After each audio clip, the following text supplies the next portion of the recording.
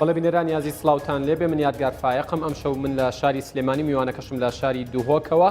لاگەڵتانە بین بۆ پێشکەشکردنی ئەمەڵقەی باسی ڕۆژ وەکو ئاگادارن زۆر گرنگە بەنسبەت کوردستان 24 و بەرنامەی باسی ڕۆژەوە کە لە تەواوی شار و شارۆچکەکانی هەرێمی کوردستان لە تەواوی پارێزگاکانی هەرێمی کوردستان لەگەڵەوانەشی کە لە دەرەوەی ئیدارەی هەرێمن کە دەنگ و ڕەنگە جیاوازەکان بدوێنین ڕایان بزانین و ئەوانیش ڕاوێژ و دنیابینی خۆیان پێشکەش بە سەرکردایەتی سیاسی کورد بکەن لەسەر پرسی ڕیفراندۆمی سربەخۆیی و هەنگاوەکانی داهاتوو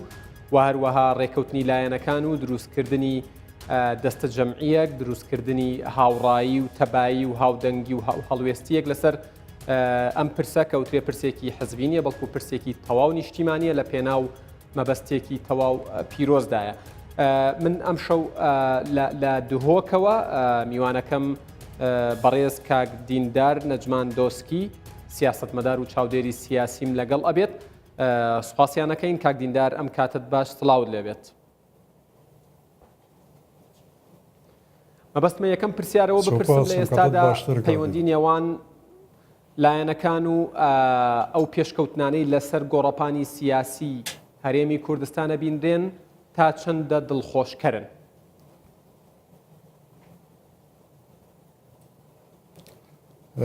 ڕێز و سڵاو نایی بۆ بینەرێت کوردستان 24 و بڕاستی یانی ڕەوشە سیاسی یا ئەڤر و لە هەرێما کوردستانی جێنی گەرانی بۆ هەمی خەڵکێن کوردستانێ داخوازەمە ئەوەیە و ئەف قەیرانە سیاسی ناوبەرە هێزن سیاسی هەرێما کوردستانی تایبەتی برادەرێت پارتی و گۆران ئەف قەیرانە برێگا دیالۆگی و زمانی دیالۆگی بێتە چارەسەرکردن ئەڤر و هەرێما کوردستانی بەرامبەری قۆناغێکە هەستیارە و بەحسێ سەربەخۆیە و بەحسێ گۆرانکاریە ینی پشتی نەهێلانە داعش بەحسێ گۆرانکاریە استراتیژیە جیۆپۆلیتیکا ڕۆژهەڵاتە ناوەڕاست بێتەکردن دەرفەتێکە ینی پێش gelek Kurdistanê ev ro gehte mafê xwe gehte armancê xwe serbaxûna xwe referandumên jî wekû amirazek bo vê çendê heqa hêzên siyasî Kurdistanî ku dengiyek li ser vê çendê hebite lê em ende jîra daxuyan û tesrîhatê bêjim ragihandinê an jên de berpirsê siyasî û hizbî جه نیگرانین و دلتنگیه راستی بوم همی خلق کردستان کوامل هیوینا هزن سیاسی سرکی بتایبەتی کردستان یک دنگ بنا کو دنگ بنا برانبری کشکان اجتماعی استراتژی یا کردستان و خلق کردستان. بله کاک دیندار گەر لە کۆتایی قسەکانتەوە بینە سەر باسێکی گرنگ ئەویش کاریگەری ڕەئیە جیاوازەکانە بە تایبەت هەندێک جار ئەم ڕەئیە جیاوازانە لە ناو سەرکردایەتی پارتە سیاسیەکان بەدی ئەکرێت هەندێک جار قسەیەکە کرێت و لە تۆڕە کۆمەڵایەتیەکان لە هەندێک کەناڵەوە گەورە ئەکرێت وەکو کورد ئەڵێت مێشێک ئەکرێت بەگامێشێک و بە شێوەیەک لە شێوەکان دووری مەسافەیەک لە نێوان لایەنەکان دروست ئەبێت پەیامت چییە بۆ ئەم جۆرە قسانە کە جیاوازی و اختلافەکان تۆخ دەکەنەوە؟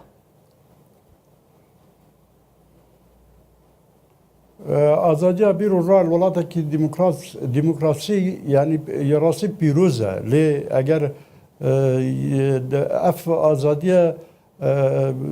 کێشن سیاسی و کێشن جیفاکیش دروستکردە پێدوەیە یعنی سنوورێکی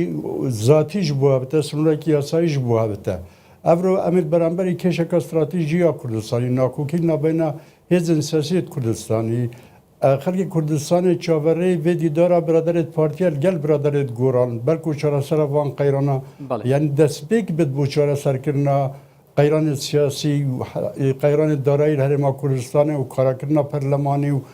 çûn beref referandumê 25 Septemberê daxwaza me ji dezgahê ragihandinê ev ye ku azrandina nakokiyan nekin yani bîvavkê kêşe ser kêşet ku حکومت بحث کردی سر خلکی پالدن آن هزن سیاسی پالدن بو دیالوگی بو کودنگی بو یعنی تبایی الولات کی یعنی ناکوک سیاسی گنه وی راده یعنی حکومت بجن دجاتی پروسه دموکراسیت کفتت مطرسیه دا یعنی راست کردستان ولاته کی بریتانیا نینه فرانسه نینه کردستان هرم کرد راشرات نواباست کێشە ئابووری سیاسی جوواکی نێوان لایەنەکان گەر بە دیاریکراوی باسی گۆڕان و پارتیت کرد ئەبێ گۆڕان و پارتی لە ئێستادا چی بکەن بۆ ئەوەی پێکەوە بەشدار بن لە سەرخستنی ڕیفراندۆم نەک جیاوازیەکانی نێوانیان بە شێوێک لە شێوەکان کاریگەری سلبی دابنێت لەسەر ئەم پرسە نیشتیمانیە. جاره همی هزین سیاسی حتی وقت که یعنی پارتی گوران پیگرتو و کمال و همو هزین سیاسی کردستانی ریکن سرهنده کو سر بخویا کردستانی و سر رفراندومه لی حتی مالا سند میکانیزم مالیاتا یعنی روژا رفراندومه چونا یعنی کارکرنا پرلمانی لبه همین دیالوگی یاشون و کشن سیاسی نه یعنی چوا درست بینه اوها یعنی آوا کلی دنیا چاره سر کردن جبرو یعنی ادبجم کاردیدان باسی دیالوگا کلی بلام دیالوگا کلا واقع بدی نکرد. ام بجن آخر دیالوگ بدویا جوا کی بتا درست کردن یعنی جوا کی از انده دزگایت راگاندنی یعنی هنده تصریحات بر پرسان یعنی جوی سیاسی روش سیاسی کردستانی آزرینن تشنجات و یعنی چیکن جبرو چندین ام پدوی گوترکا یا هیور کرنه نه جوا کی تهیه کیم بو هزن سیاسی کو گلک دانشن دیالوگ بکنه لا دیدنامن گلک شکی یعنی زحمت نه ممکن است که شهمی بین چهار سرکرنی سیاسی دارایی بین چهار سرکرنی لیب دیالوگ که ام بیشین یا براتی یا تبایی ویژویدا دیالوگ بده کردن چهار سرکرنا کشام بده. هستیاری دروست کردنت کرد باسی اوت کرد که هندێک لێدوان و تەسریحاتی سیاسی وا ئەکات تەشەنوجات دروست بێت بە شێوەیەک لە شێوەکان لایەنەکان بە زبری مامەڵە لەگەڵ یەکا بکەن. جەنابتان سیاستمەدارن لە ناو کایی حزبی کارتان کردووە بەرپرسیارەتی زۆر باڵاتان هەبووە بەپێی ئەزمموی سیاسی خۆت ئەبێت تەسریحاتە سیاسیەکان لێدوانە سیاسیەکان لە ئێستادا چۆن بن بۆی بچنە خانەی خزمەتی ڕیفراندۆمەوە. دیدنامنا یعنی اف تصریحات و داخویانیه بیت خدمت دیالوگی بنا بیت خدمت کودنگی بنا بیت خدمت جاره سرکرنا کشن سیاسی نر کردستانی نبرا هزن سیاسی کردستانی ام هک بحث برادرت پارتی و گورانج بکن هر دولانه آماده یا خود در بریه بکو اکتر ببینن گلک دا روی نخوره دانشتن هبن نبرا هر دو که بوشره سرکرنا کشان دیسان ام چاوری یعنی و دیداره نه دیداره کو رنگل یعنی وان روزان بیت کردن نبرا برادران پارتی و برادرت گوران یا به پدویا یعنی جواکی بیت جواکی یعنی جواکی و سیاسی بیت اعلامی جی بیت درست بکرد یعنی زمینه درست بکرد بو کوام یارمتی در بینه بو وان هزن سیاسی کو گهنه گلک دیالوگ بکنه سر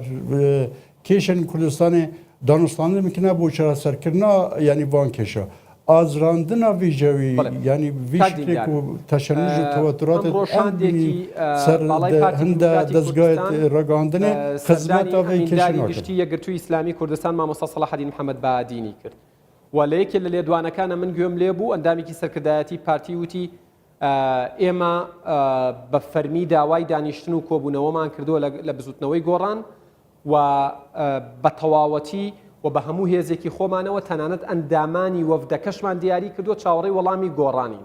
و پارتی پێشتر ڕایگەیاندووە کە بە بێمەرج ئامادەن پەرلەمانی کوردستان کارا بکەنەوە. ئەبێ بزوتنەوەی گۆڕان لە ئێستادا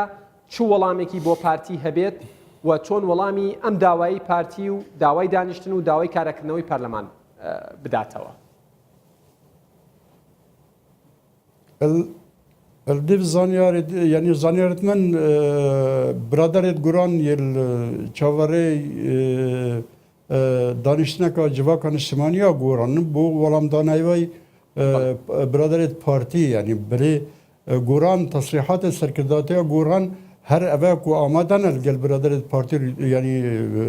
دیدار بکنن و دانشتن بکنن بوشر سکر ناکشن باشه اوه یعنی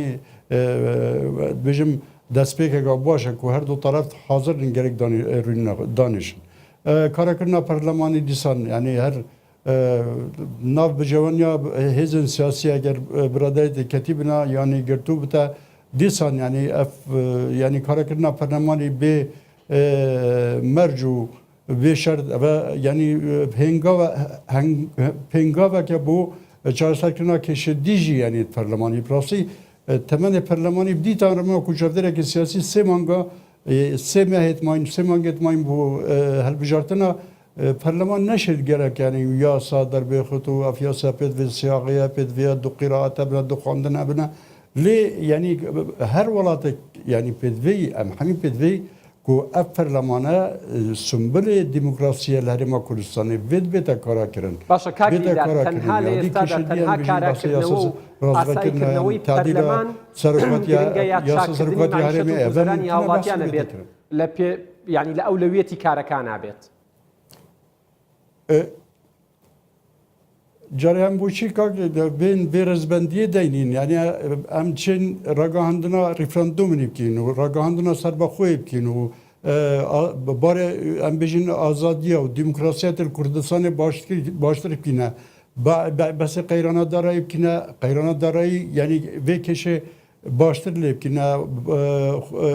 بجوی خلق باشتر لیبکنه هموان همشین پیو بکنه یعنی هم نشین بیشین که قبل دولت درود پایز بس دموکراتی آزادی و دادواری جواکی و پروسه کی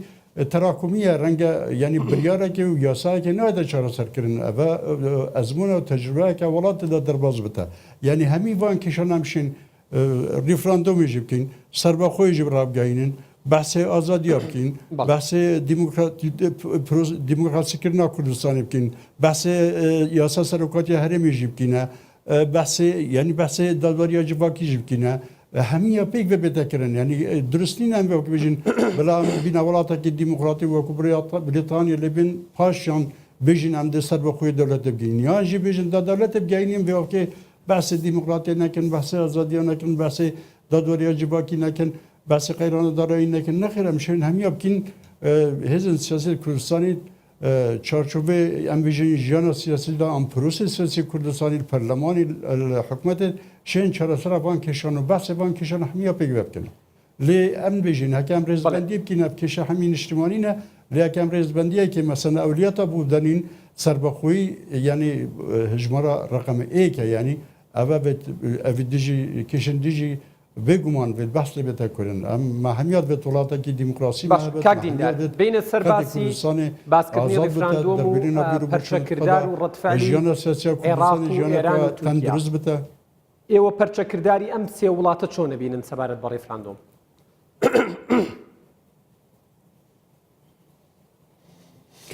ولا yani beguman yani hiç valatak nine yani beştemad Irak devletek andamel Umam Muttahide yani asaniye yani devletek bejet valla azil gel Serbakhoya Kurdistan'a ve azil gel davaşkirna Irak'ı li وكان بين تنا حتى نوكا يعني باشكراي يعني دجاتيا ريفراندومش ايران تتكرن يعني ايران يعني ديرا يعني برجمان يدخل العراق تاين بس هكا ادبجم كيشن افخويه يعني كم كرد كو دنگ بينا اك دنگ بينا يعني همشين دانستاندن الجل چوال گل بغداد بتكرن ديسان گل طهران وجمهوريه اسلامي جي بتكرن بو تيجاشنا ام بيجن ويبر يرا خلق كردستاني بو امید و داخواز خلق کردستان کوکیان خواه سر با خواه بتا اوه دیده گرن لی هلویست دولت دیم بس امریکا و اروپا بکنه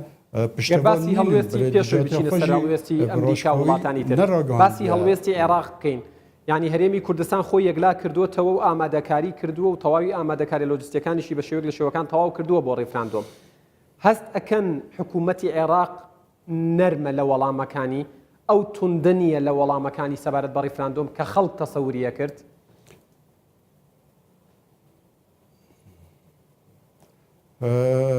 بێگومان يعني عێراق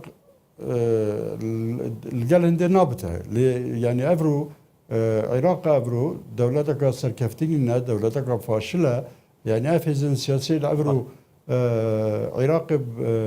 برێبێت بن و ئیدارە عێراقی تێنەکردن بڕاستی نەشیانە دەولەتێکی دروستکردن دەولەتەکە لەسەر بنەمایەت هەوڵاتی بوونێ یا دیموکراسی خواست یەت هاتین دەولەتەکە ئەم بێژین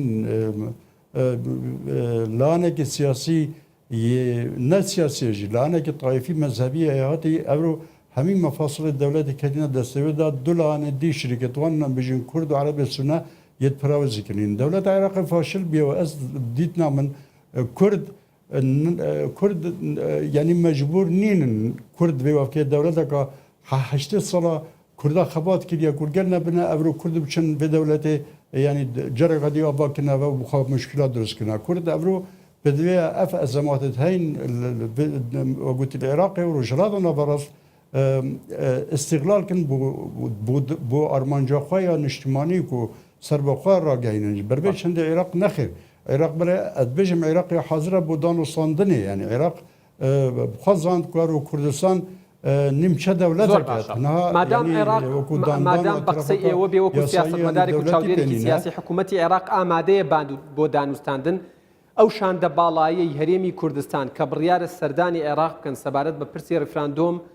ئەبێت باسی چی لەگەڵ حکوومەت و بەرپرسانی حکوومەتی عێراقی بکەن و دانوستاندن لەسەر چی بکەن لەگەڵیان ما گویی بێت باسەبێ چەندە بکینە ئەرێ کورد بچی گەشتە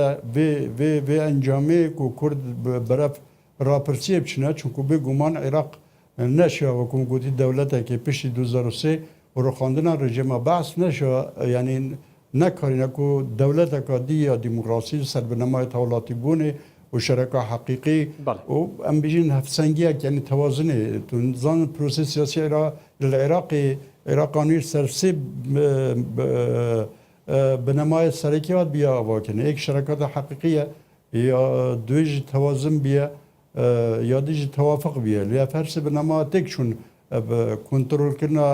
دەولەتە عێراقی یان بژین حکوومەتە عێراقی شێک لایەن یا لایەنێکە یعنی ئەم بژین سیاسی ژنە بەڵکو تایفیە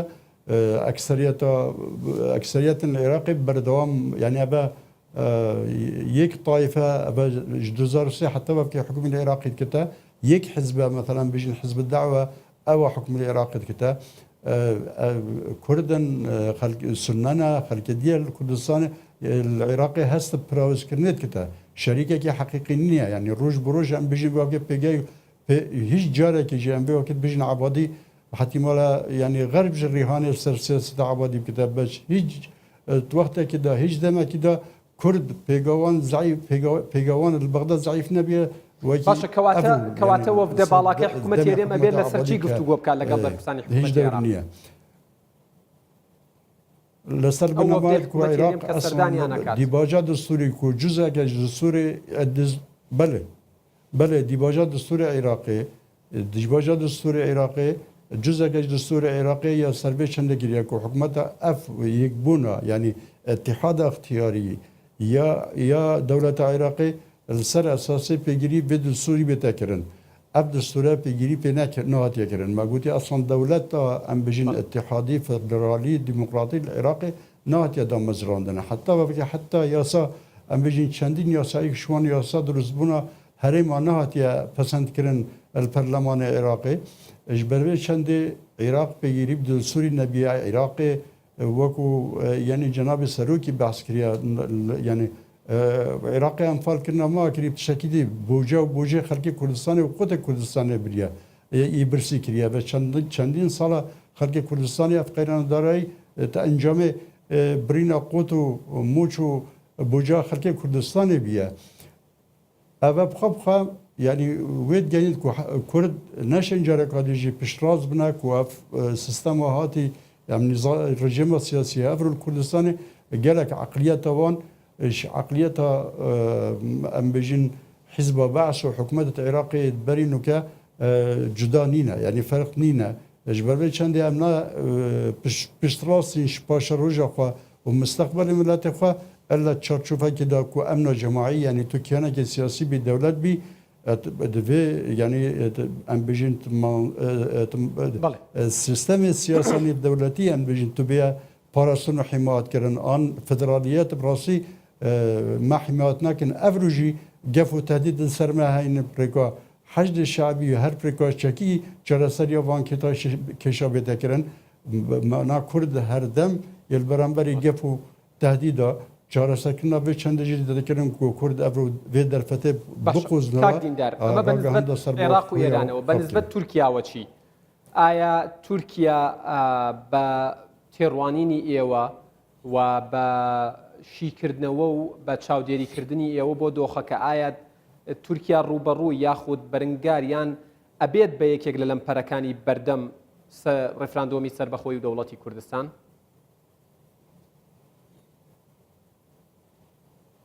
من او ما ترسيت كوز يعني خلق بحث كده هند يعني روجا هندن هند بحث ويش هندت كنا كو احتمال دور بيجا كل سر كردستان بشير رفراندوم يعني قال رفراندوم السر هرم كردستان بندا ديدنا من يعني يعني كرد افرو كيش قضيه كردي كيشا كردي قهرمانيات پشمرگه برهنگ يعني اشکاندنا داعش سردست يعني پشمرگه هرم كردستان افرو کردا پشتوانی که نفد یا رای گشتی نفد دولتی هایی قط از بارنا که افرو رای عام نفد دولتی چی هم بجین یا سیاسی یا جواکی به چند رازی نبوده که تو به دور پیشا حرم گیب کی و نتوه گیب کی و یان عسکر تاریب کی نخیر یعنی بدید نامن هلویست ترکی ابد دیار حتی وقت ترکیه را گاندی که برانبری رفراندومه راسته يعني احتمال اوش يعني وكود هلوستك الدبلوماسي تعبير جكري ان راحتي وانقا كشت هين قال يعني باكور كردستاني جبروي چند بس بدينا من هيچ پنگاوكا دج وي چند انكو ازيات هرم كردستاني بدت احتمال نيتكن نشلا تركيا وان دولة قريبة ليه اما كنا توابت حمي اعتبارات بخدينين اسوء احتمالات دينين حسابات تخبكنا خواه ما دبکین ابو حمید اشتاق کرده خبات دای به هزارهان خوینا شهید آرتی ولاد هاتی ویران کرن 8 سالش خبات بودیا کرن افروجی هم یعنی ملتی حاضر به خبات و وان قربانی ابدت پیخمتی سربخویا هرم کردستان بله کاک دیندار پرسیارێکی دیکە سەبارەت بە تورکیا ئایا حکوومەتی هەرێمی کوردستان ئەتوانێت ببێت بە بەدیلی عێراق بۆ تورکیا؟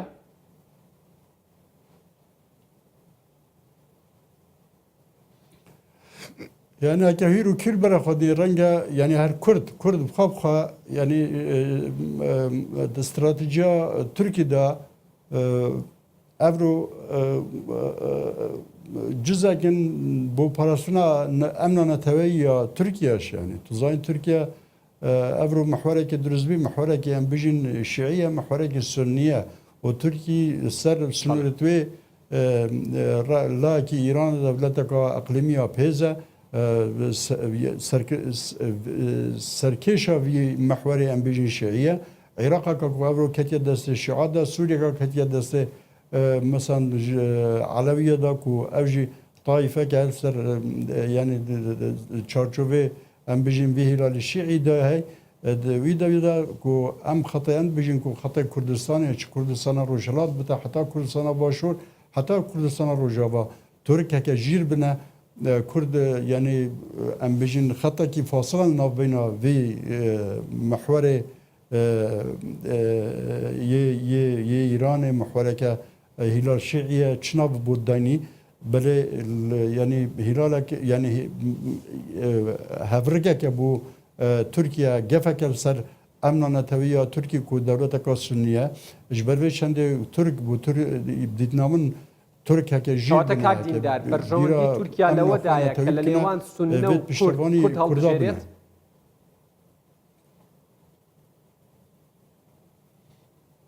لانوان نك لانوان نبرا سنه يعني كردانين نبرا يعني ام بيجن محورك الشيعيه وكرد برانيوان سننە سەر سنووری ینی تورکینە لە هەرسێ ئەم بژنە حتا توگەیە ڕۆژاوا البێ چەندێ ئەف خەتەکی کوردی ینی ڕەنگە جزێک بتش استراتیژیا ینی خزمەتە ئەم بژین یانجی پاراستنا ئەمنانەتەوەی یا کورداکردنە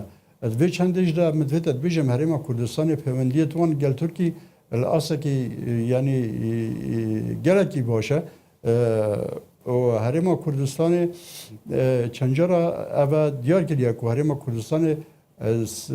سربەخۆش ببێت نابتە مەترسیەکە سەر ئەمنانەتەوەی یا هیچ وڵاتێکی دراوسێ تایبەتیژی دیدنا من ینی تورکیا ji ber kuma gotî peywendiyetwan gel herêma Kurdistanê et pêşkeftîne siyasî û aborî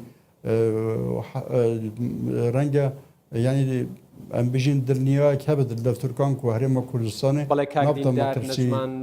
piştî referandumê ser